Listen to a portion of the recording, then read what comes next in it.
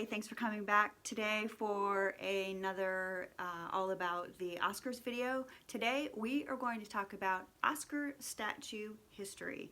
Now, undoubtedly, Oscar is the most known statue in all of the world.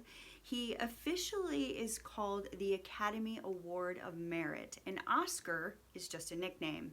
And it is rumored, no one knows for sure, but it is rumored that a long ago employee of the Academy used to call the statue Oscar because he reminded her of her uncle.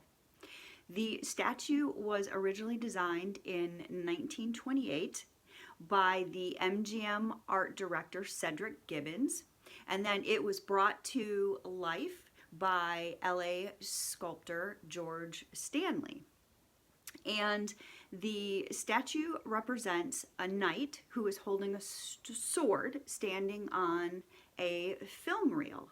And he is supposed to represent being a crusader for the film industry.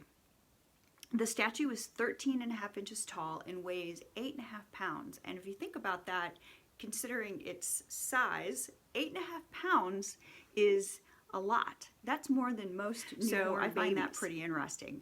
He was originally cast in bronze and covered in 24 karat gold for quite a few years. In the middle of Oscar history, he was made from Britannium and covered in 24 karat gold. And since 2016, he is back to being a bronze statue. The reel of film that Oscar is standing on represents the 5 categories of the Academy. So you have the actors, the directors, the writers, the technicians, and the producers. And if you follow the link below, you will find a video that I made that explains how do you become a member of the Academy. So back to the statue. It takes 10 days to make one statue and approximately 3 months to make all of the statues that they need each year for the Oscar Awards show. In 2016, they changed the manufacturing company to a Rock Tavern, New York foundry called Polyctalics Fine Art Foundry. And I will include a link below that shows a great representation of how the statues are actually made. After the statues are made, they are flown with armored security to LA. And that process changed back in 2000. If you remember, the statues were all stolen right before the 2000 Academy Awards in March. And the statues were later recovered by a gentleman by the name of Willie Folger. I believe that's how to pronounce his name. And if I remember, he is a junk dealer or a scrap metalist, but he found the 52 of the 55 statues and turned them in. Now, the statues were being delivered to LA by Roadway Express, and to thank Willie, Roadway Express gave Willie $50,000, and then the Academy gave him 2 seats to that year's show. The 53rd statue was found in 2003 during a drug bust, and then there are 2 from that lost shipment that are still missing.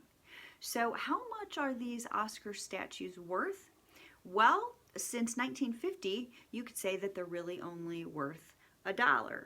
Since the Academy is essentially loaning the statue to the award recipient, they are unable to sell it. And if they decide for whatever reason, let's say the actor passes away and the statue gets left to an heir or somewhere in the estate and they want to get rid of the statue, it is established ahead of time that they have to offer the statue back to the Academy, which the Academy will buy for $1. So they are unable to be sold on the open market. Now, if it's a statue that's prior to 1950 when this rule was put into place, then you could sell it or you could buy it. And that has happened many times.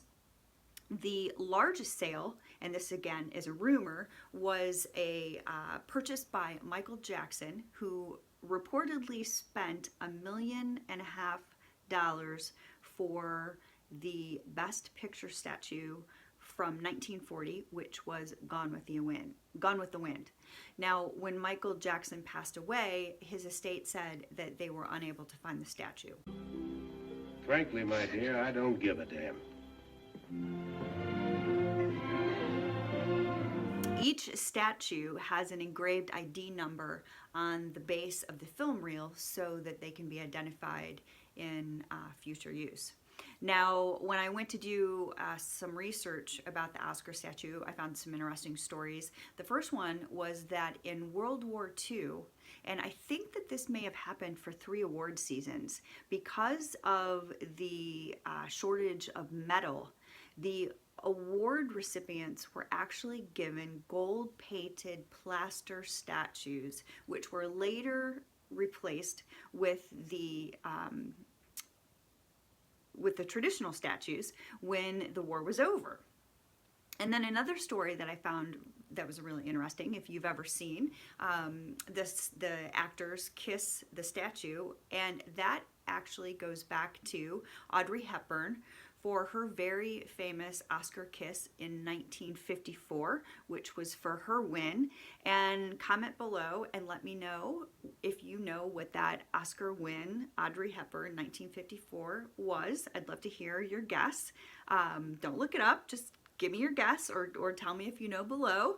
And hopefully that just gives you a little bit of information about the Oscar statue and his history, a little bit about where he came from. So thanks for tuning in. I enjoy spending some time with you. If you have some topic ideas that are related to Oscar movies, Oscar wins in the past, then comment that below as well. I'd love to get your ideas. So everybody have a great rest of your day or your evening, depending on when you're watching.